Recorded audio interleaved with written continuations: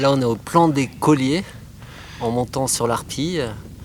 Et puis c'est un site de mesure de hauteur de neige pour l'observateur des dangers naturels de la région hivernale qui s'appelle Jean-Luc Lugon.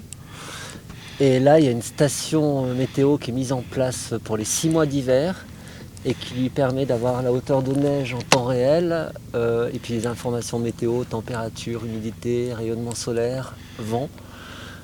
Et comme ça, il peut suivre en temps réel l'évolution du manteau neigeux sur ce site qui est un site de référence pour la gestion des dangers avalanches et plus particulièrement pour la route de la Forclaz qui passe dessous. Alors les données, elles sont pas publiques, elles sont faites pour l'Observatoire des dangers naturels et puis l'ensemble des guides du Bas-Valais qui travaillent sur la neige. Et puis ces bases de données, elles sont construites, maintenant ces stations, elles sont en place depuis une dizaine d'années. Donc ça fait une base de données qui permet d'appréhender des épisodes à risque. Parce qu'après, ça permet une petite analyse statistique. Ces données, elles sont utilisées aussi pour des outils de prévention. Donc en cas de période critique, ça permet de se remémorer une période qui avait été critique en termes d'avalanche et puis d'avoir les données. Donc ça aide à la décision, c'est une aide à la décision en cas de période à risque. Alors ces stations, comme j'ai dit, en fait, il y a différents types de stations météo qui sont mises en place pour la gestion des risques ou la gestion des cours d'eau. Voilà, il y a différentes applications. Il y a des stations qui sont mises de façon annuelle, c'est-à-dire c'est des stations qui restent toute l'année en place pour surveiller des glaciers avec des appareils photo. Donc c'est des stations qui ont des structures un peu plus grosses que celles-là, qui sont faites aussi pour la haute montagne. On peut aller jusqu'à 3000 mètres en station autonome, en énergie.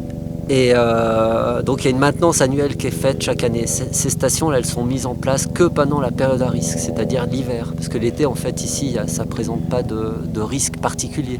Donc aussi, c'était l'idée de développer ces stations avec, à l'époque avec l'EPFL, après avec les personnes avec qui on a collaboré au canton du Valais, c'était d'avoir des solutions flexibles qu'on peut mettre en place dans différentes zones suivant le risque. Parce que c'est le but de diminuer le coût. Donc une station comme ça, elle peut se retrouver l'été pour surveiller un cours d'eau, voilà, où il peut y avoir des dangers liés à la pluie, aux laves torrentielles, et puis l'hiver, elle peut revenir là, quoi. C'est le but, c'est une station qui peut avoir plusieurs utilités, pas la laisser un an sur un point alors qu'elle peut servir aussi sur d'autres endroits. Par contre, sur les glaciers, c'est vrai que là, il va y avoir l'idée de suivre une évolution de température, de créer vraiment une base de données solide pour mieux comprendre ce qui se passe. Donc dans ce cas-là, en fait, c'est des stations fixes.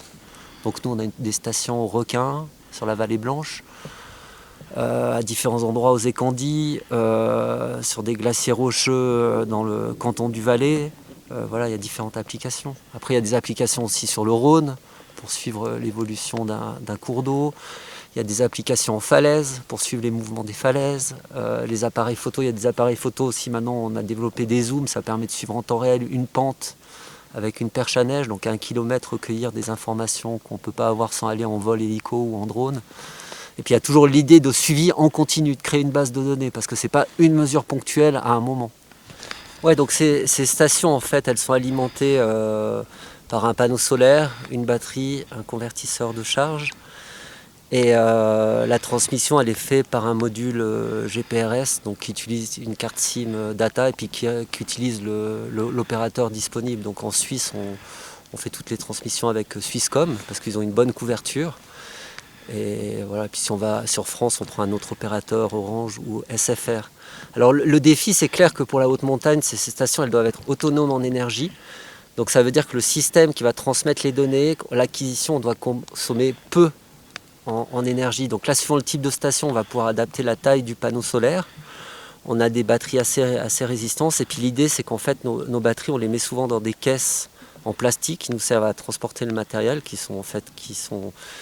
vont pas retenir l'eau. Et puis tout simplement, ces caisses en plastique, c'est un très bon isolant. Et en plus, les stations de montagne, la période dure, c'est quand il y a de la neige. Elles se retrouvent sur une couche de neige. La couche de neige, c'est un isolant parfait. Ces batteries, elles sont installées au pied de la station ou sous un rocher. Ou voilà, on fait un site bien. Et puis c'est une solution qui est vraiment optimum et simple.